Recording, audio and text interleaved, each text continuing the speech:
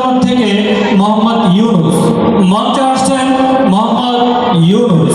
প্রস্তুতি গ্রহণ করবেন সরকারিয়া জামাত থেকে আব্দুল মুমিন।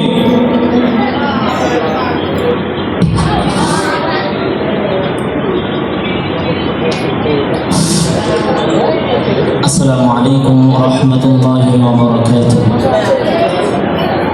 الحمد لله وكفى وسلام على عباده الذين اصطفى أما بعد فأعوذ بالله من الشيطان الرجيم بسم الله الرحمن الرحيم واعتصموا بحبل الله جميعا ولا تفرقوا وقال النبي صلى الله عليه وسلم إنما الأعمال بالنيات أو كما قال عليه الصلاة والسلام। ঐতিহ্যবাহী দ্বীনি বিদ্যাপীঠ জামিয়া ইসলামিয়া আরবিয়া বলিয়াপুর মাদ্রাসার আলমানার ছাত্র কাফেলা কর্তৃক আয়োজিত বাৎসরিক সেমিনারের সম্মানিত সভাপতি, ন্যায়ের মানদণ্ড হাতে নিয়ে ন্যায়নিষ্ঠ বিচারক মণ্ডলী ও সুদক্ষ পরিচালক এবং আমার সামনে উপবিষ্ট বাংলার বিভিন্ন স্থান থেকে ছুটে আসা আলেম তৃষ্ণার্ত ছাত্র ভাই বন্ধুরা, সবাইকে আমার পক্ষ থেকে আন্তরিক শুভেচ্ছা ও অভিনন্দন। আজকে সেমিনারের পক্ষ থেকে যে বিষয়টি আমাকে নির্ধারণ করে দেওয়া হয়েছে তা হলো কওমি মাদ্রাসার অধঃপতন ও আমাদের করণীয়। এই বিষয়কে সামনে রেখে সময়ের সংক্ষিপ্ত পরিসরে কিঞ্চিত আলোকপাত করার প্রয়াস চালাবো ইনশাআল্লাহ।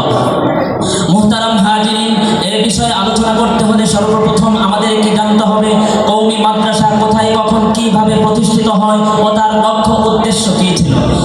1857 সালে সিপাহী বিদ্রোহের সূচনা হলে এক পর্যায়ে যখন তা ব্যর্থতায় রূপ নেয়, তখন ইংরেজদের কুটিল ষড়যন্ত্রে ইসলাম ও মুসলমানদের শিক্ষা সংস্কৃতি হুমকির মুখে পড়ে।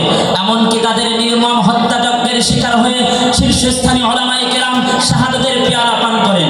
এহেন পরিস্থিতিতে নেতৃত্ব দেওয়ার মতো বলিষ্ঠ ব্যক্তিত্বের অভাব অনুভূত হয় তীব্রভাবে। এমতো অবস্থায় দীর্ঘ চিন্তা ভাবনা ও পরামর্শের পর আপাতত সশস্ত্র সংগ্রামের ধারা স্থগিত রেখে সাম্রাজ্যবাদ বিরোধী স্বাধীনতা আন্দোলনের বলিষ্ঠ চেতনায় উজ্জীবিত ও দ্বীনি চেতনায় উদ্দীপ্ত এক দল আত্মত্যাগী সেবা সালার তৈরির সমাহান লক্ষ্যকে সামনে রেখে ও দ্বীনি আলেম ইসলামী তাহযীব তামাদ্দুন ও সিফাহসান ইসলামী তাহযীব তামাদ্দুন ও প্রচারের সমাহান লক্ষ্যকে সামনে রেখে হাজী আমজাদুল্লাহ মুহাজির মুক্তির ইঙ্গিতে কাসেম নানতুবি রহমাতুল্লাহি আলাইহির নেতৃত্বে আজাদী আন্দোলনের অগ্রসেনানী যুগশ্রেষ্ঠ বুজুর্গানে দ্বীনের হাত ধরে 1866 সালে 1866 খ্রিস্টাব্দে 30 মে 15 মুহররম 1283 হিজরিতে ভারতের উত্তর প্রদেশ সাহারানপুর জেলার দেওবন্দ নামক বস্তিতে ঐতিহাসিক সাতটা মসজিদের প্রাঙ্গণে ছোট্ট ডালিম গাছের ছায়ায় ঐতিহাসিক দারুল উলুম দেওবন্দ তথা কওমি মাদ্রাসার গোড়াপত্তন করা হয়। মুহতারাম হাজিরিন, এরই ধারাবাহিকতায় আজ সারা পৃথিবীতে প্রায় কওমি মাদ্রাসার সংখ্যা দাঁড়িয়েছে 90,000-এরও অধিক। তার মধ্যে প্রায় বাংলাদেশে কওমি মাদ্রাসার সংখ্যা দাঁড়িয়েছে 20,000-এরও অধিক। মুহতারাম হাজিরিন, ঐতিহাসিকভাবে কওমি মাদ্রাসা ছিল মুসলমানদের ঈমান রক্ষার দুর্গ। দারুল উলুম দেওবন্দ সহ অসংখ্য কওমি প্রতিষ্ঠান ব্রিটিশ বিরোধী আন্দোলনের নেতৃত্ব দিয়েছিল। কওমি মাদ্রাসা কেবল দ্বীনি ইলম শিখিয়ে ক্ষান্ত হননি, বরং সমাজ সংস্কার, মুক্তি আন্দোলন, ইসলামী চেতনা জাগরণ এবং নৈতিক মূল্যবোধ প্রতিষ্ঠায় তারা অগ্রণী ভূমিকা পালন করেছে। কিন্তু আজ দুঃখ আর পরিতাপের বিষয় হলো, আজ আমরা এই গৌরবময় প্রতিষ্ঠানে এক ধরনের অধঃপতনের চিত্র লক্ষ্য করছি, যা আমাদের গভীরভাবে ভাবিয়ে তোলে।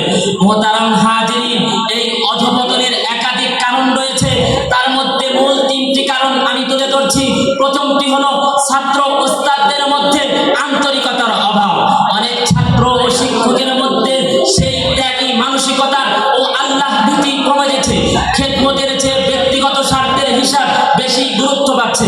ফলে ছাত্রদের মধ্যে যেমন আন্তরিকতার অভাব পরিলক্ষিত হচ্ছে, ঠিক তদরূপ ওস্তাদদের মধ্যেও আন্তরিকতার অভাব পরিলক্ষিত হচ্ছে। দ্বিতীয় অধঃপতনের অন্যতম কারণ হলো কওমি মাদ্রাসার মধ্যে দলাদলি ও বিভাজন। এক মাদ্রাসা থেকে আরেকটি মাদ্রাসা যেন শত্রুরূপে প্রতিষ্ঠিত হচ্ছে। মত পার্থক্য ও গোষ্ঠীগত দ্বন্দ্বে মাদ্রাসাগুলোর ঐক্য নষ্ট করছে। ফলে সাধারণ মানুষ কওমি মাদ্রাসার প্রতি আস্থাহীন হয়ে পড়ছে। মুহতারাম হাজিরিন, তৃতীয় আরেকটি অন্যতম অধঃপতনের কারণ হলো কওমি মাদ্রাসার মধ্যে আধুনিক জ্ঞানের প্রতি অনাগ্রহ। কোরআন, হাদিস ও ফিকহ শিক্ষা অবশ্যই অপরিহার্য, কিন্তু যুগের দাবি অনুযায়ী বিজ্ঞান, প্রযুক্তি, ইংরেজি ও আধুনিক দক্ষতা অর্জনের ক্ষেত্রেও গুরুত্ব দেওয়া দরকার। তা না হয় শিক্ষার্থীরা সমাজের মূলধারার প্রতিযোগিতায় পিছিয়ে যাচ্ছে। মুহতারাম হাজিরিন, এই অধপতনের অতল গহ্বর থেকে উঠে আসতে হলে সর্বপ্রথম আমাদের করণীয় হলো নিয়তের পরিবর্তন করতে হবে। কোন স্বার্থ বা পদমর্যাদার মানসিকতা পরিবর্তন করে ছাত্র ওস্তাদের একমাত্র লক্ষ্য উদ্দেশ্য হবে আল্লাহকে সন্তুষ্টি অর্জন করা। কেননা রাসূল আরবী সাল্লাল্লাহু আলাইহি ওয়াসাল্লাম হাদিসের মধ্যে বলেছেন, ইন্নামাল আ'মালু বিন্নিয়াত, সমস্ত আমল তার নিয়তের উপর নির্ভরশীল। মুহতারাম হাজিরিন, এই অবস্থার পরিবর্তন ঘটাতে হলে দ্বিতীয় আরেকটি অন্যতম